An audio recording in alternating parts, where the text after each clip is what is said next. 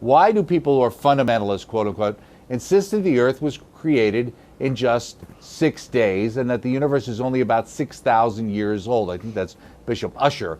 Wouldn't you say that scientific evidence shows us different, Father? I would say, and this is from Matthew, it sounds like certainly that would be your take as well. I guess the question is, why are there people who are tied to that? And also, is it a problem for a Catholic, certainly, who believes the inerrancy of the Bible and what the Bible teaches, but at the same time understands that that kind of 6,000 years is not our literal understanding in a sense of the way the people at the time would understand it?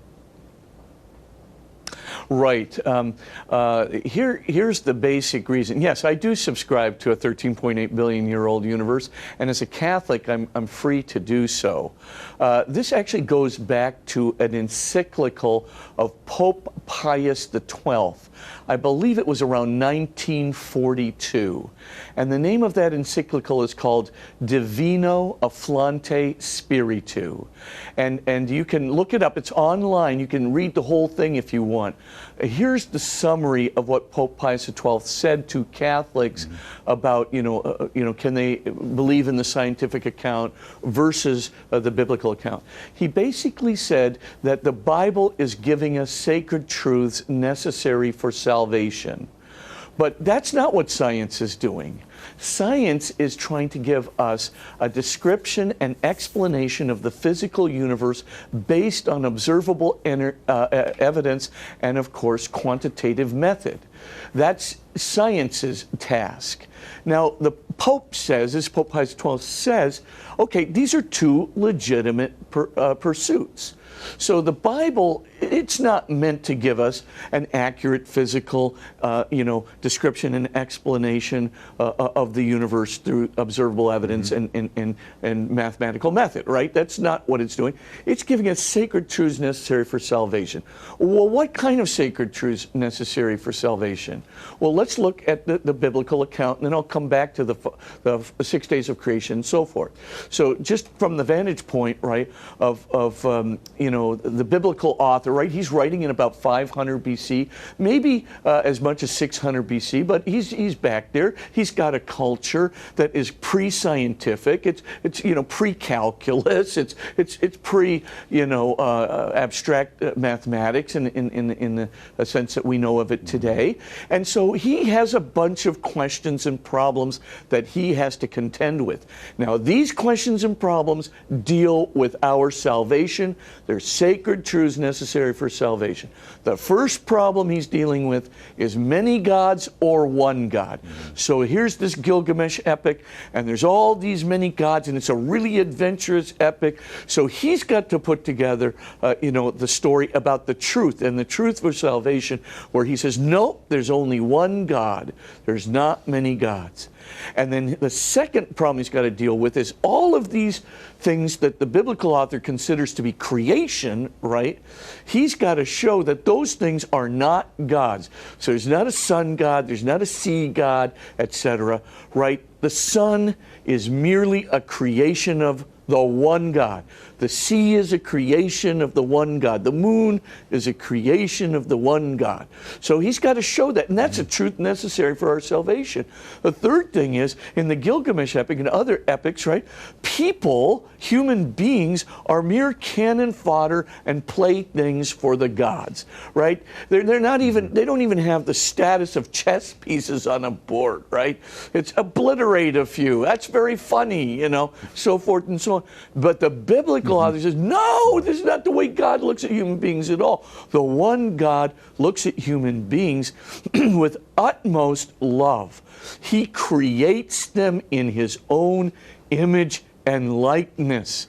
And so, of course, you have a completely different view. Then the view of matter as evil, for example, that oftentimes comes up in the ancient myth, right? The biblical author, he has to change that, right? He has to show, right, that matter is good. God created everything good. So after each day of creation, the biblical author repeats again and again, right? And God saw that it was good. So this is what the biblical author is doing. Now, getting back to your question about, well, why do some fundamentalists believe this, and why don't they have that bifurcated view that that Pope Pius XII has. By the way, there can be some very good intersections between science and the biblical account of creation. They're very good intersections, but they don't have to be identical. One has sacred truths necessary for salvation, the other is physical descriptions and explanations. So now, here's the deal. In the Catholic view espoused by Pope Pius XII, we have what's called a co-participative view of inspiration.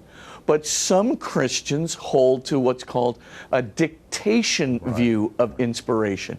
Now, the dictation view of inspiration would be where God comes up to me and says, Spitzer, okay, here it is. This is the truth.